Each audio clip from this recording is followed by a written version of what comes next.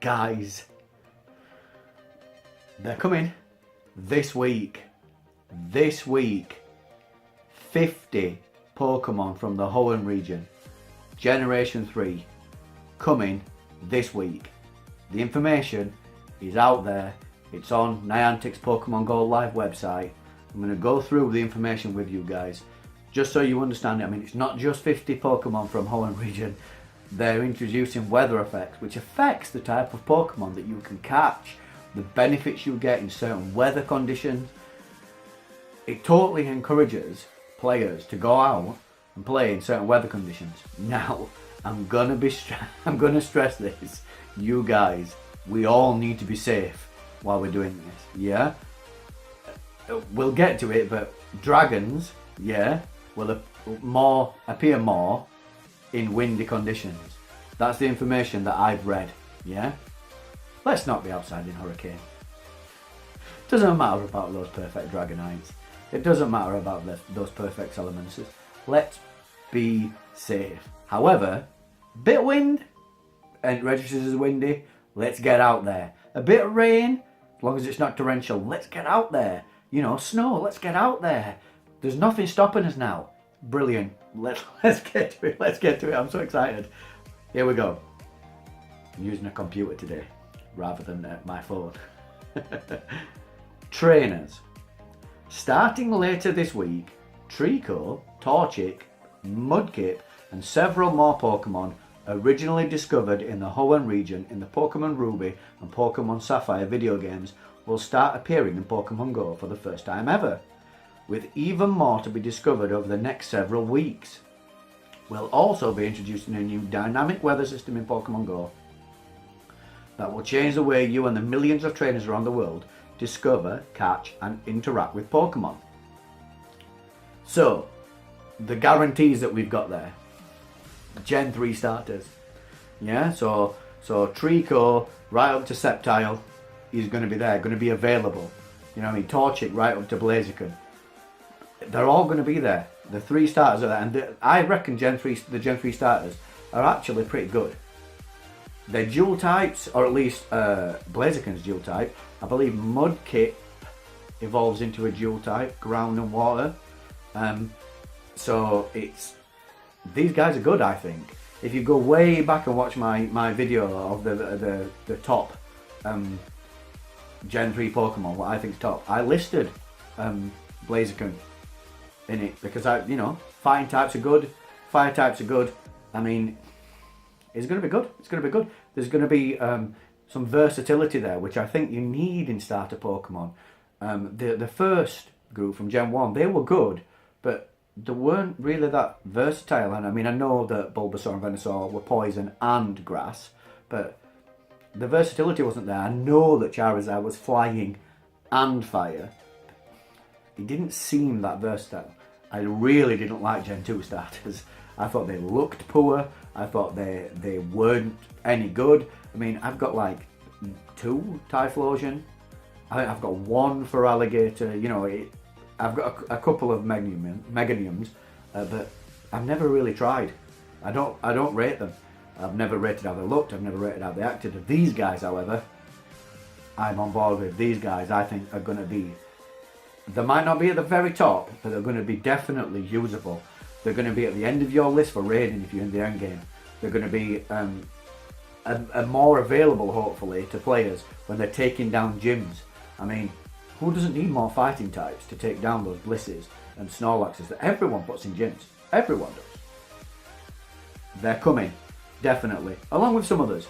Now, there's a video as well. I'm going to post that in the video description below, and there's some images on there.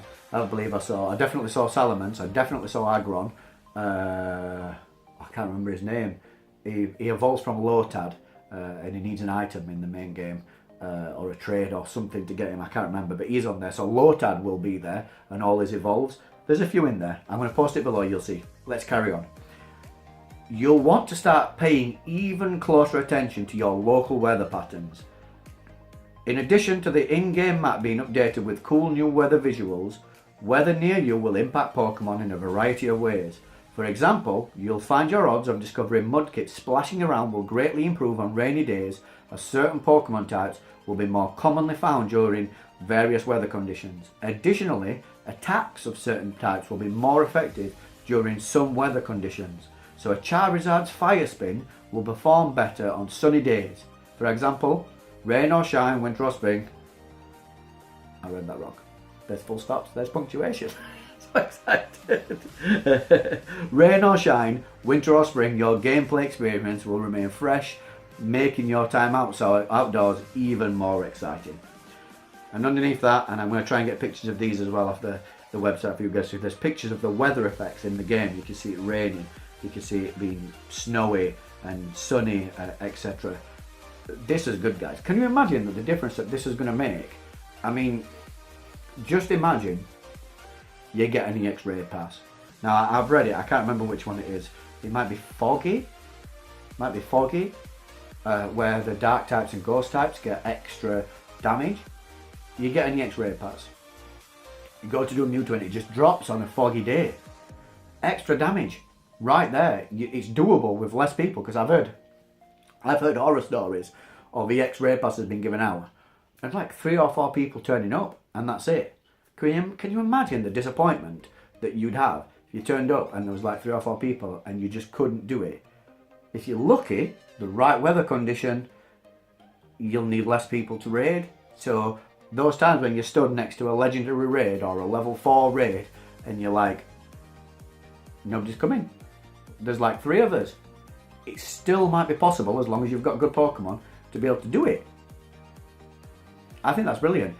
Additionally, lower level players who are just starting to interact with gyms, just starting to take on other people's Pokemon, will see a damage boost and will more easily be able to take down gyms, and therefore will feel more gratified by the system.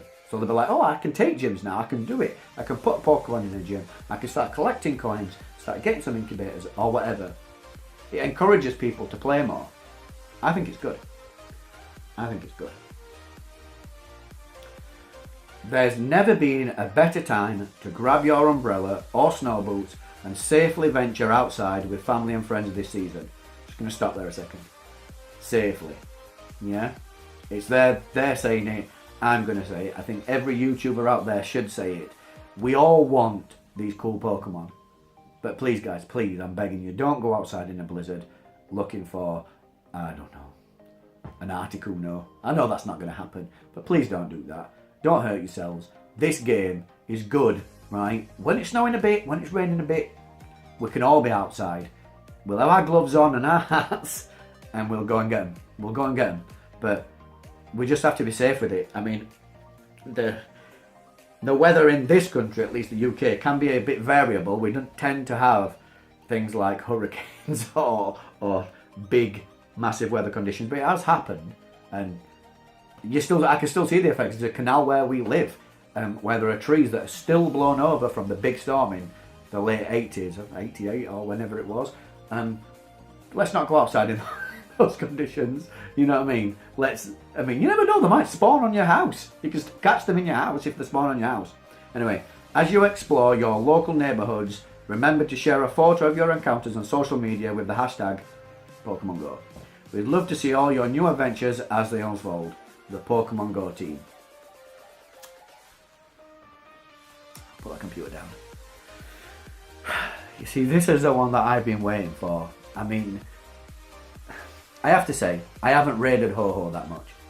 Ho-Oh's a good Pokemon. I said it in my video, I think he's a good Pokemon. The fact that he's lacking a few stab moves, you know, I think his best combination might be Extra Sensory and Solar Beam. He's a Fire and Flying type, high CP. Sure, he's going to be good. But again, he's one of those Gen 2 Pokemon that I just don't like the look of. I think he looks like Fearow dressed up.